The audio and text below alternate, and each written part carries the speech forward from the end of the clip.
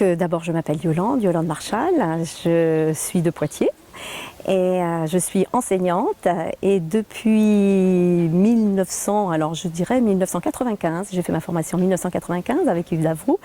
Depuis 1995, j'ai vu tout le potentiel de cet outil pour mon métier de pédagogue. À l'époque, je me posais encore beaucoup de questions sur comment améliorer les relations avec mes élèves, parce que je pense que c'est avant tout ça, établir une bonne relation pour pouvoir ensuite faire passer mon message.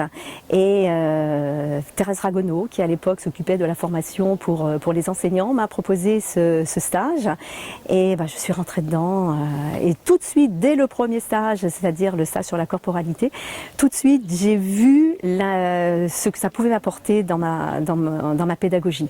Et tout de suite je l'ai mis en pratique avec des temps de pause, demander aux élèves qu'est-ce que vous sentez, comment avez-vous capté cette info, toute la notion de perception, je capte une info, voilà.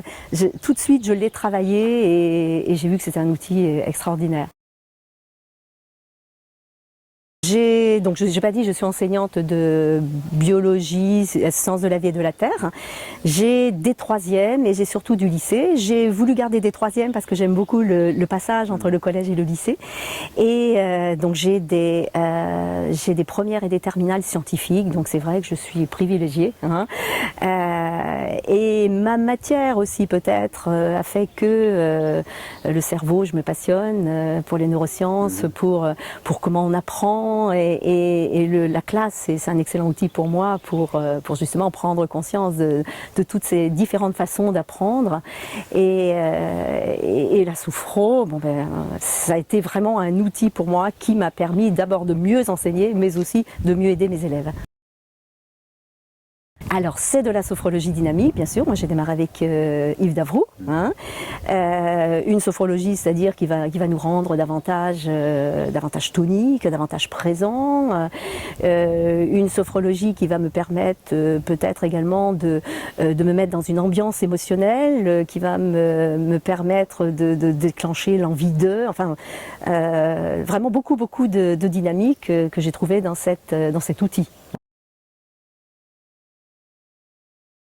J'allais dire, avant le cours, il y a peut-être toute cette conscience de moi, comment je suis là quand je vais rentrer dans ma classe. J'ai donc différentes classes, aucune n'est pareille.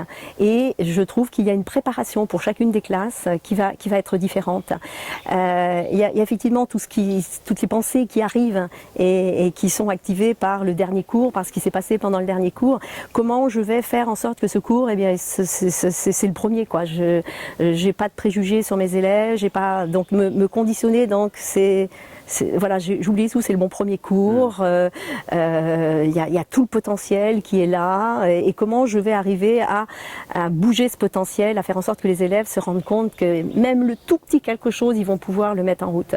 Quelquefois, ça m'arrive avec des élèves qui me disent « Oh madame, j'ai pas de courage aujourd'hui ». Je dis « Écoute, mets-toi quand même dans une petite intention de quelque chose, ne serait-ce, regarde comme tu écris, pas super bien quand même, quand je te corrige, je t'assure, je suis obligée de mettre la lumière je me revois dire ça à un élève, je suis obligée de mettre la lumière pour corriger ta copie. Est-ce que tu pourrais pas juste là dynamiser un petit peu cette volonté de mieux écrire ?» Donc les maîtres, je trouve que l'intention pour moi c'est un outil extraordinaire dans la classe. Leur donner vraiment un tout petit truc, c'est-à-dire je leur demande pas d'être efficace à 100% parce qu'ils ne le peuvent pas malheureusement de 8h à 18h le soir, c'est pas possible. Mais juste les mettre dans une petite intention qui va faire que derrière, ça y est, les roues motrices sont là, ça roule, ils vont être capables de donner beaucoup plus.